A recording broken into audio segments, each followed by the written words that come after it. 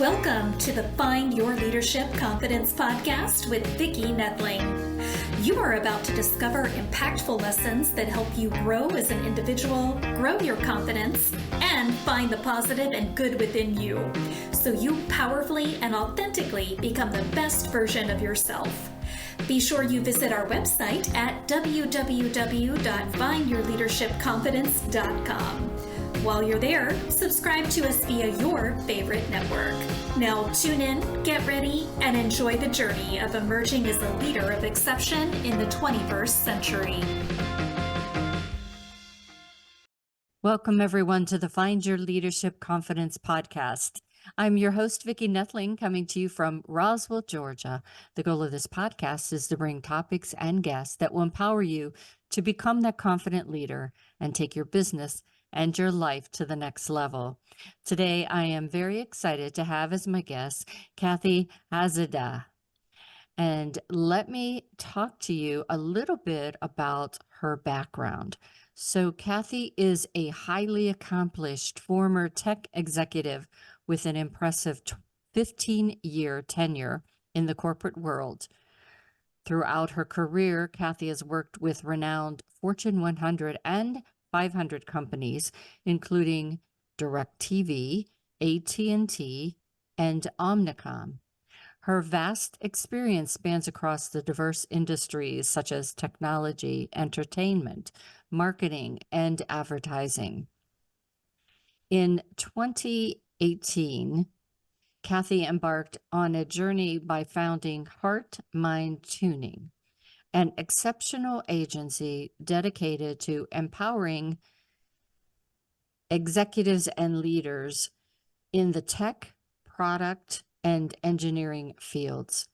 At Heart Mind Tuning, Kathy offers a comprehensive range of services designed to enhance whole person leadership and executive coaching.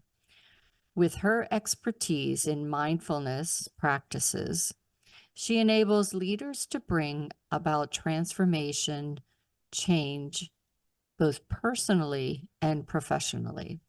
So today we're going to talk about human-centered leadership, what it is, and why it matters.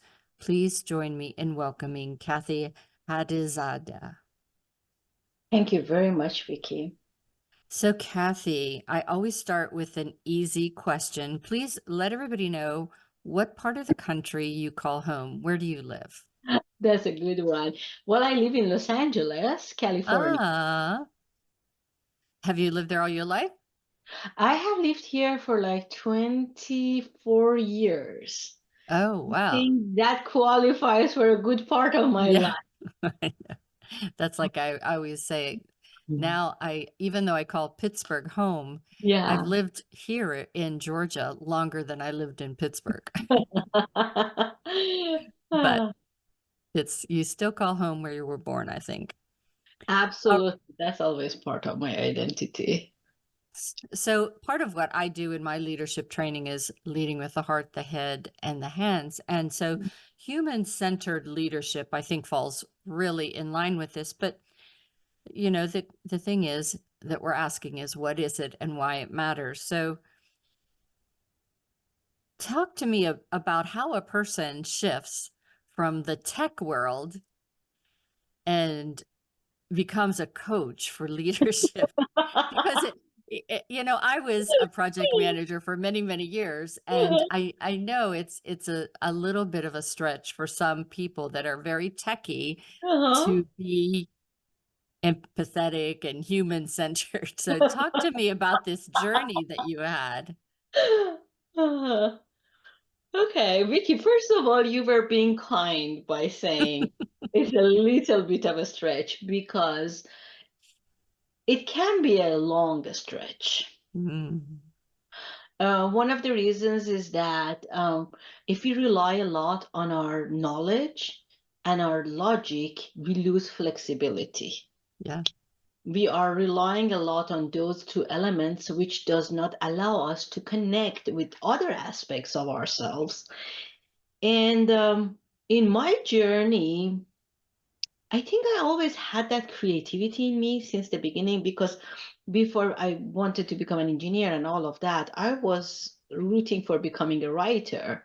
Ah. Uh, and I have always written. I mean, written word is part of my expression in life. Mm-hmm. So I had the creative side and I had that other side. So my brain had some parts of it already in it.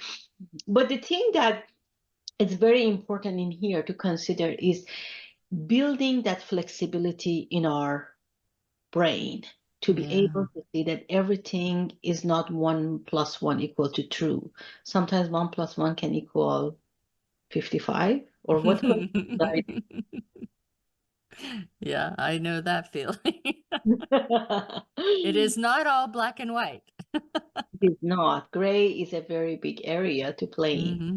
Yeah. So share with us your thoughts on why leadership development matters and what does it mean to you? I know what it means to me and my opinion of it, but I think sometimes it is somewhat personal. So for you, what does leadership development mean? It goes back to my personal experience in corporate world that they look and see you can execute, they look and see you can produce, and they're like, oh my God, yeah, the person is good. Let's promote her to the next level. And so you become manager of people or manager of a project, or you become a lead, especially in the tech and product world. These are the jargon that is used. But one thing that it does not surface is that, okay, this person can execute, we are giving them more responsibility, we are giving them human development. Are we really helping them to Mhm. become prepared for these, or because just they executed really well we expect them to execute on other things? And most of the time the latter is the Yeah. case. Nobody sends people to the management university or leadership university. The most that the companies can do, if the economy is good and there are not layoffs on the horizon as much, they will go back and say, oh, we'll send you to some training. And training is an amazing thing. I have gone through millions of them in during my tenure. Training, assessment, all of those things are amazing. I'm not going to downplay the role. But the thing is that they are general. You gain a lot of knowledge, but how you process the knowledge, that's your Mm. internal journey. Mhm. So a lot of people go to these, including myself, go to these and they get jazzed up and they come back to the work and they get swept back into the deadline board and they forget about it. 6 months Yeah. later you ask them, what did you get? And they're like, oh yeah, I attended. Oh. So going back to your question, leadership development is about helping a person have access to a sounding board that can accompany them in their journey of discovering what Mm. leadership is, what it means to be a leader. Yeah. You know, that's such a great point. When I first ventured into leadership, it was formal. You know, I think I ventured probably years before that as I was led by example. But what I was fortunate, the company that I was first, that I was with, gave great concentration or emphasis to trying to prepare leaders. I wouldn't say develop them, but prepare maybe leaders some. And so we had to go for 3 weeks training at supervisor level and manager level. Uh-huh.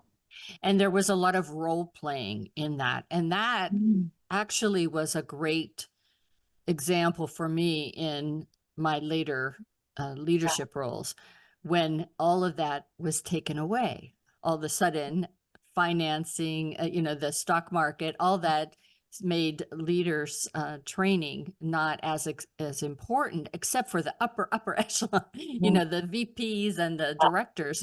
But the problem is, before you get to that, all of those supervisors are really frontline Mm, leading people, mm, and they need it probably more than mm, those VPs mm, and directors because they're not really mm, impacting directly that workforce. mm, And so I think that's why so many people leave their managers, not their company, but their managers, because they don't have the tools.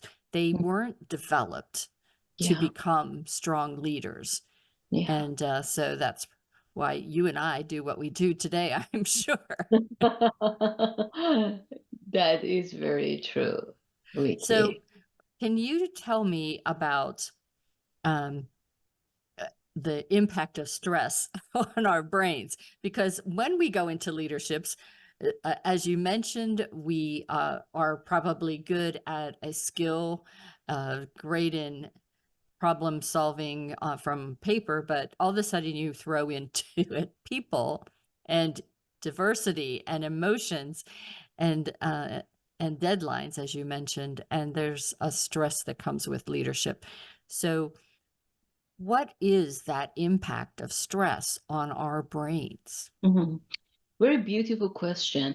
Let's go back and define a couple things. And one of them is stress by itself is not a bad thing. Mm-hmm. Stress by itself actually is a reason why we excel in life because it pushes us to go further and further. But the thing is, we always do not have a good relationship with the stress. That's number one. So it's an important thing to look at our relationship. The other thing is that when we go into these new positions, there's a lot of unknown. There's a Mm-hmm. lot of uncertainty. There's a lot of, if we feel like we are being watched, but we don't know what we are doing. It's like being in an escape room and somebody's watching you Mm-hmm. from outside on that camera, and you have a timer because you have to prove yourself. And you're like, okay, okay, where are the cues? Where do I find all these cues and puzzles and everything?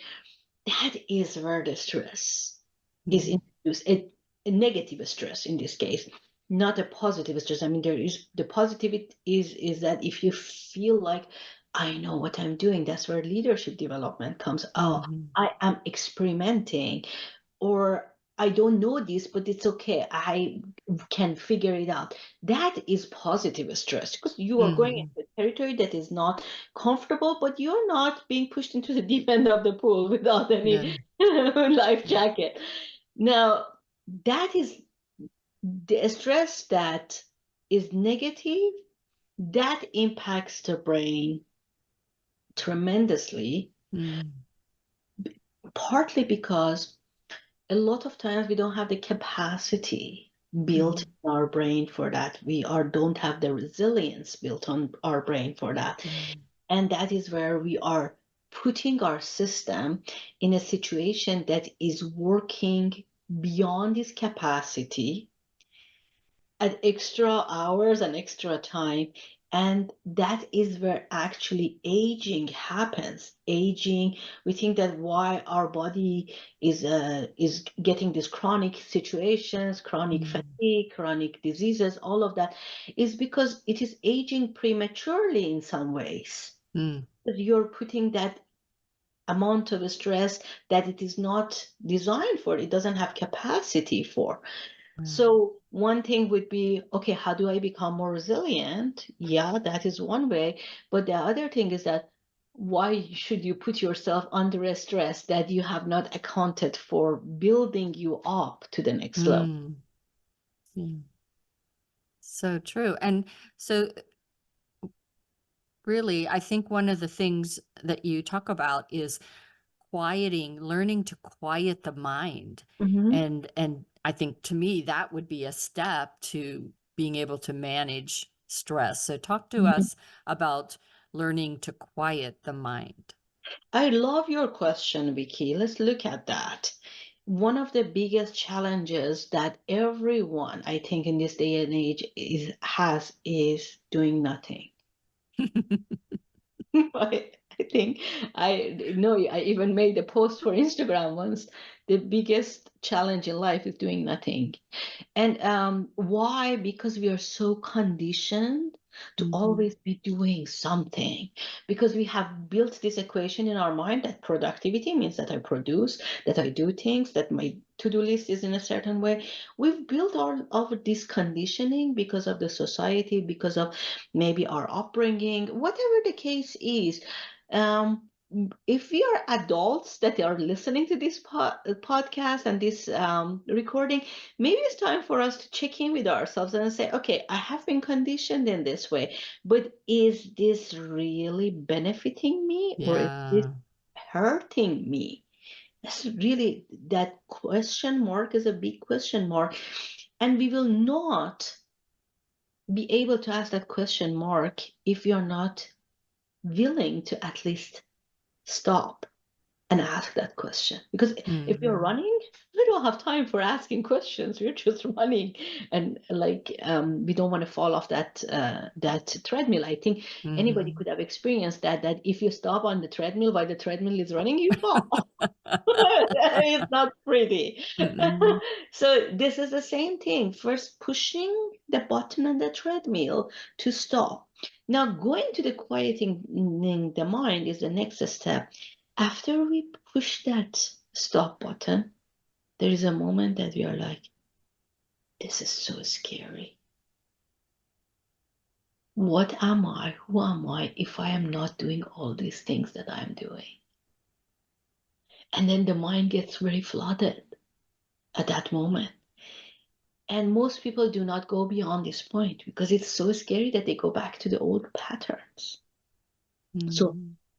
being able to quieten the mind is really a journey that needs some learning, that needs some perseverance, and needs that we be really in a position that we're like, okay, I want to experiment with this. Mhm. It's not for everybody. I really want to mention that, and it doesn't come to everybody at every moment that they are listening. I mean, it should be the right moment, basically. And Mhm. many people, unfortunately, in the corporate world, experience this moment after they have had a heart attack or a stroke, or they Mm. are in the hospital, or the doctor calls them to give them bad news. It's not funny that we need Mhm. to wait for a health condition to Yeah. get our big awakening. And we're like, yeah, and now I need to make a change. That is not a fun thing, because a lot of the people, especially, have families, have people who they love, and they love them. So why not take care of ourselves Mm. before we get to that point, while we Yeah. are contributing to our leadership or our journey or whatever the case is, but at the same time paying attention to how am I going about this journey? Yeah. And you mentioned earlier about, our upbringing, and I have a daughter who has two Mm-hmm. young sons, and they are on the go constantly. And one of the things that I try to tell my grandson who's 8 is it's okay to have nothing to do. And I think, especially for me, I'm 66. And so my upbringing was, well, if you don't have a task or a Mm-hmm. chore or something, then you're being lazy. But the great thing was that my grandmother had a farm and I could go and take a walk, which was doing something, Mm-hmm. but doing something that allowed me to just be present Yeah. and to really take in and quiet my mind. And I think I always tease my grandson. I say, we just are going to lay and look at the clouds. And I Mm-hmm. just want you to tell me what you see in the clouds. And Yeah. it's like, it's not being attached to that electronics. It's not being watching television. It's not going to a ball game, kind of thing. And Yeah. I think that's what we need to start teaching our kids at this young age, that it's okay to not Mm-hmm. have anything to do. Mm-hmm. What a beautiful gift you are giving that young person. These are the memories that this person will carry from you and the time that they spent with you. I don't think anybody will carry the memory of playing Minecraft, or I don't know what is that thing, Fortnite. Fortnite, Yeah, yes. unless you're very good to play with them. Mm. But I don't think that's the memory that people will carry, but they will carry the memory of the moments that they looked at the sky with you. I have a 13-year-old, and I can tell you, we made a decision at the beginning to see if we can allow, or I should say, disallow our ambition to take the child to all these different opportunities. Yeah. Because there are a lot of opportunities, Hmm. and one can be sucked into that Yeah. illusion that, oh, I want to expose my child to all of these things. But yeah, but the child needs to be able to absorb them too. Am Yeah. I listening to my ego, or am I listening to the child? So that's something that I had to go through it too myself. And it was a struggle, maybe more for me, because the child doesn't know what I'm doing. I think it was more a struggle for my ego, to be honest Yeah. with Yeah. you. I agree. But, but that's why we have people in their 30s and 40s that don't, a simple thing, can't be quiet in an elevator. That they hate that however many floors you go, even if it's 4 or 5 floors, that silence is uncomfortable. Mhm. But it's, a great time for you to just quiet your mind. Yeah, how many people do you see, especially younger people, who don't have some kind of something in their ears? Hmm. People feel like they constantly need to be listening to something, and our culture feeds it. I mean, I don't think I really did a study for the for a reason. For the past 4 or 5 years, hardly you can find bathrooms that they are not playing music in the restaurant. Yeah. Yeah. That's true. Or looking around at a restaurant where you don't find at least a handful of people on their phone. Yeah. Oh, that I'm not even going to venture into that piece. Hmm. Yeah. This past weekend, Vicky, I had an experience that really baffled me. I was in a spa, and it was a pretty decent spa, and there were some women in the steam room, and they were talking. And once I noticed that one of them was talking on the phone, and I was thinking, what kind of a phone works in a steam room? I really didn't know there's such a thing in that hot, humid thing. Yeah. Not good for a phone, I don't think. Well, it wasn't good for the human that was Yeah. sitting there. I don't know Hmm. about the phone. But this is where we are headed. We don't allow ourselves to Yeah. Yeah. be. So, as a female leader in tech and executive coach, what advice do you have for other female leaders, entrepreneurs that I have out there as well? What advice do you give them? Thank you for that question, Vicky. The biggest advice I can think to give people, if we can call it advice, is learn the art of checking in with yourself. It's the beginning of the year in January. I know at least in California, I there is not a day that I don't see some kind of a gathering for a vision board party, or let's look at how we want to design our life in 2024. I was talking about it last week at USC. So there is a lot is happening at the beginning of the year. Even if you don't want to do those things, if you don't believe in those things, give yourself the opportunity to connect and check in and see if where you are headed is still in line with where your heart is at. Hmm. So that kind of ties to our theme, which is the human-centered leadership. Um, why does it matter so much that we go from the leadership style that we had Mm-hmm. in when I first was taught how to be a leader was in the 70s and 80s. Yeah. And I know why I teach what I teach now. So I'd love to hear your thoughts on why we have to, as this world is needing to change, why we have to be human-centered leaders. Corporate America is a beautiful machine. It works well. It knows how to work well. Recessions happen, layoffs happen, economy goes up and down. Still, corporate America knows how to function. But people do not carry what happens in the corporate America. People carry what they experienced during their journeys at corporate America. So it is very important that we tend to understand what are we leading people with, what kind of experiences, what Mm-hmm. kind of emotions, how are we treating our talent. One of the things that I have been doing, especially in the past year or kind of, has been how can we do layoffs that are more humane? Yeah. Because layoff is part of the journey of corporate America. Mm-hmm. People can argue with me that it is not human, all of that, fair. But when a company is not making money, they or the economy is down, it's just part of It's what it is. Yeah. the survival system of Mm-hmm. this mechanism. But we have a choice. We, as managers, as decision makers, as supervisors, as the higher ups, we have a choice.